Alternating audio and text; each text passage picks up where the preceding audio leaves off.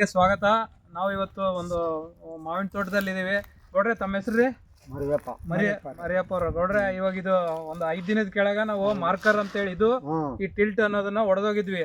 ಈಗ ಇದು ಹೊಡೆದಾದ್ಮೇಲೆ ಹೆಂಗ್ ಕಾಣಿಸ್ತಾ ಐತಿ ನಿಮ್ಗೆ? ಇದು ಭಾರಿ ಸಮಾಧಾನ ಸ್ವಾಮಿ, ಭಾರಿ ಚೆನ್ನಾಗೈತಲ್ಲ? ಏನ್ ಚೆನ್ನಾಗ್ ಅನಿಸುತ್ತೆ? ಹೂವು ಎಲ್ಲ ಚೆನ್ನಾಗ್ ಬರ್ತಾ ಇದೆ. ಹಾ, ಮತ್ತೆ ರೋಗ ಇಲ್ಲ. ನಾನು ನೆನ್ನೆನು ಹೆಂಗೋ ಜೀವನ ಇಲ್ಲ ಕಾರಣ ಅಂತ ಹೇಳ್ದೆ. ಚೆನ್ನಾಗ್ ಬಂದತ್ತೆ. ನೀವು ಇಷ್ಟು ವರ್ಷದಿಂದ ನೋಡ್ತಾ ಇದೀರಲ್ಲ ಗೌಡ್ರೆ, ಇದು ಭಾರಿ ಚಲೋ ಅನಿಸ್ತಾ ನಿಮ್ಗೆ ಇದು? ಹಾ, ಆಮೇಲೆ ಇದು ನೋಡ್ರಿ ಗೌಡ್ರೆ, ಇದು ನೋಡ್ರಿ, ಇದು ಗಿಡತೆ ಹೆಂಗ್ ಬರ್ತಾ ಐತೆ. ಇದೆಲ್ಲ ಸ್ಟ್ರೆಂತ್ ದಪ್ಪ ದಪ್ಪ ನೀಟಾಗಿ ಇದೆಲ್ಲ.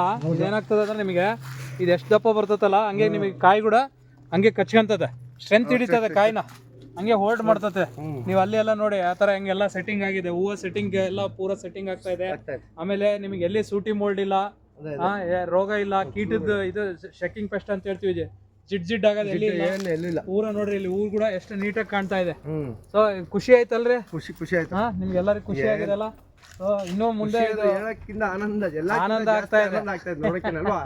ನೋಡಿ ಎಲ್ಲ ಪೂರ್ತಿ ನೋಡ್ರಿ, ಹೆಂಗ ಸೂಟಿ ಮೋಲ್ಡ್ ಎಲ್ಲ ಇದಾಗ್ಬಿಟ್ಟು ಹೊಸದಾಗೆಲ್ಲ ನೀಟಾಗಿ ಬರ್ತಾ ಇದೆ. ಅದು ಹಿಂಗೆ ಬಂದ್ಬಿಟ್ರೆ ನೋಡ್ರಿ ಬರ್ತದೆ, ಎಲ್ಲದೂ ಬರ್ತವೆ. ಎಷ್ಟು ದಪ್ಪ ಹೆಂಗ್ ಬರ್ತಾ ಇದೆ. ಸೊ ನಾವು ರೈತರು ಬಂದವ್ರಲ್ಲಿ ಅದೇ ಹೇಳ್ಕೊಳೋದು, ನಾವು ಏನು ಮಾರ್ಕರು ಮಧುರ ಅಗ್ರಿಟೆಕ್ದು ಮತ್ತು ಇವು ಟಿಲ್ಟನ್ನು ಎರಡು ಉಪಯೋಗಿಸಿ ಇದನ್ನು ಸ್ಪ್ರೇ ಮಾಡೋದ್ರಲ್ಲಿದ್ದ ಒಂದು ಡಿಸೀಸ್ ಕಂಟ್ರೋಲ್ ಮಾಡ್ಬೋದು.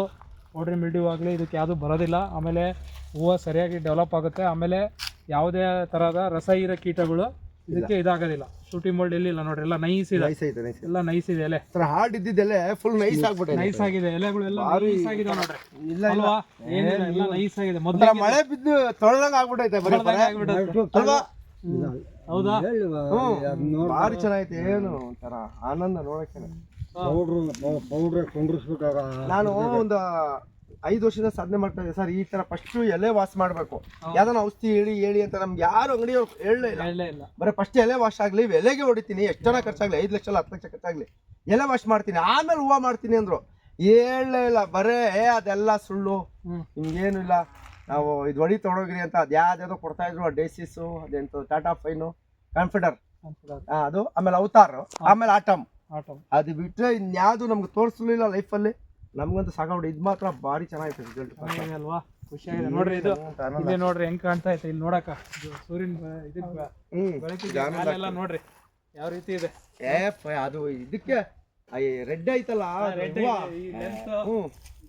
ಕಲರೇ ಚೇಂಜ್ ಅದು. ನೋಡಿ ಹೆಂಗಿದೆ. ಇಲ್ಲ ಬಿಡಿ, ಕಲರ್ ಅಂತ ನೋಡಕ್ಕೆ ಆನಂದ. ನೋಡ್ರಿ, ಈ ಕಲರ್ ನಿಮ್ಗೆ ನಾನು ನೋಡಲ್ಲ ನಾವು.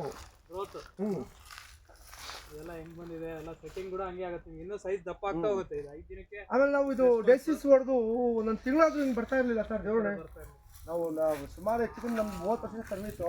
ಏನು ಬರೀ ಡೇಸಿಸ್ ಹೊಡೆದ್ಮೇಲೆ ಎಲೆ ಗಿಲೆ ಎಲ್ಲ ಇನ್ನೂ ಹಾಳಾಗ್ಬಿಡೋದು ನಮ್ದೆಲ್ಲ.